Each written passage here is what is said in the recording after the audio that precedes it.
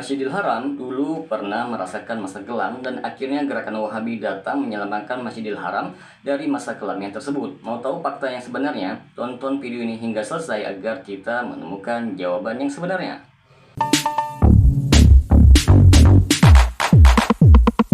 Assalamualaikum warahmatullahi wabarakatuh. Berjumpa lagi dengan saya Rio Mulyadi di channel Manhaj Dakwah. Pada episode kali ini kita akan membahas tentang bagaimana peran Wahabi dalam menyatukan umat. Profesor Al-Yasa Abu Bakar mengatakan sekitar tahun 500 Hijriah kaum muslimin di Masjidil Haram mulai terpecah ke dalam 5 jamaah. Ketika menunaikan salat fardu dan berakhir tahun 1926 di akhir abad ke-13 Hijriah ketika dinasti keluarga Saud merebut Mekah dari kekuasaan dinasti Syarif Hussein. Jadi masa kelam tersebut berlangsung sekitar 700 tahun. Keadaan tidaklah sama sepanjang rentang yang disebutkan itu. Buku-buku kisah perjalanan ini menjelaskan bahwa mazhab Syiah sering tidak diberi izin mendirikan jamaah sendiri. Dan begitu pula mazhab Hambali pernah bergabung dengan mazhab Syafi'iyah.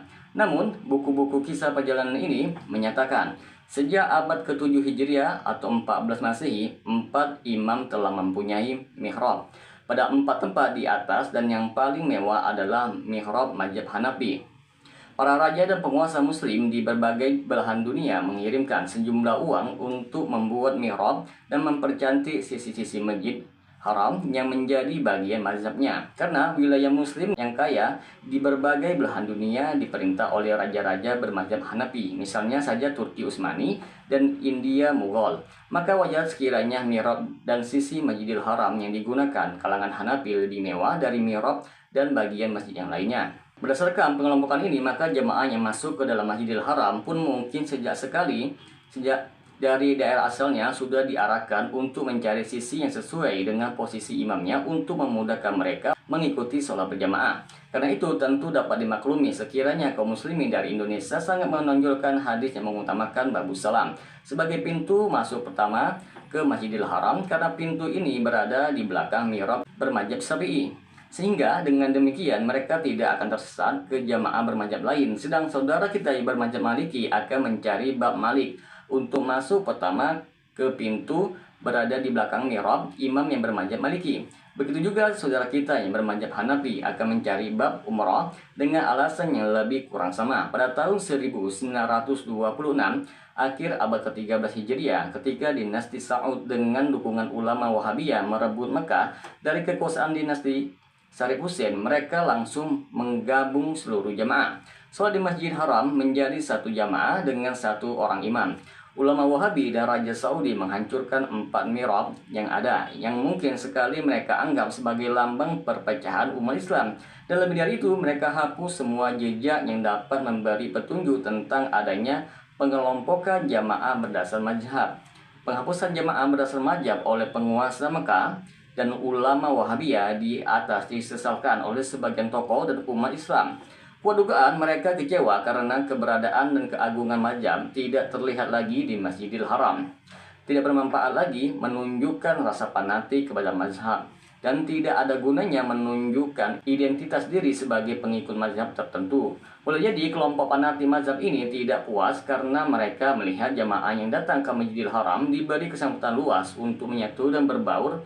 Mungkin sekali para pengikut mazhab yang fanatik ini tidak merupakan ruh dan inti ajaran Islam bahwa kedekatan dan kesamaan antar jamaah yang berasal dari berbagai belahan dunia dan berbagai mazhab sebagai umat Islam adalah lebih banyak dan harus lebih menonjol dibandingkan perbedaan karena mereka menjadi pengikut mazhab yang berbeda-beda. Sebagian dari kecewaan ini dilampiaskan dengan mencela dan menjelekan ulama dan mazhab Wahabiyah secara tidak benar dan berlebih-lebihan. Bahkan ada yang sampai ke tingkat melemparkan fitnah bahwa Wahabiyah bukan Ahlussunnah wal Jamaah. Bahkan ada yang berfatwa bahwa buku-buku karangan ulama Wahabiyah tidak boleh dibaca.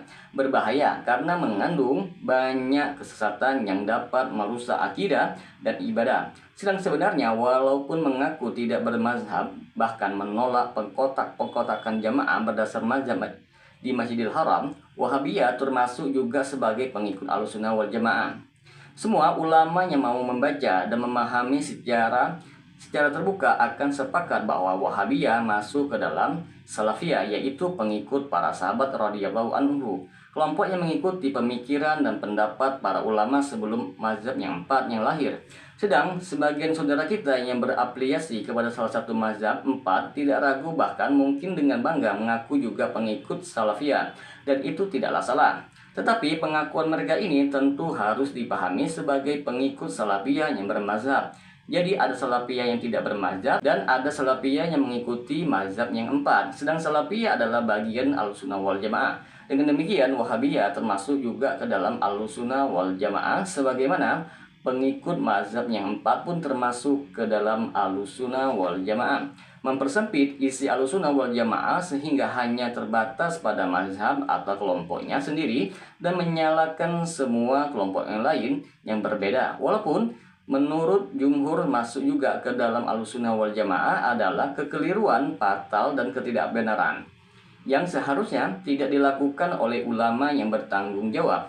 Semoga jamaah yang menunaikan salat fardu di Masjidil Haram dan dapat menikmati dan mensyukuri adanya kesatuan jamaah dengan komando satu imam sebagai lambang persatuan, dan tidak ada lagi yang berharap agar sholat di Masjidil Haram kembali ke masa kelamnya, masa ketika imamnya ada 5 dan jamaahnya pun menjadi terkotak-kotak menjadi 5 bahkan lebih. Hendaknya semua kita berdoa agar masa kelam ketika para pengikut mazhab harus mencari kapling yang khusus untuk mazhabnya sendiri dan merasa bersalah atau bahkan merasa tersesat ketika masuk ke kapling jamaah dari mazhab yang berbeda.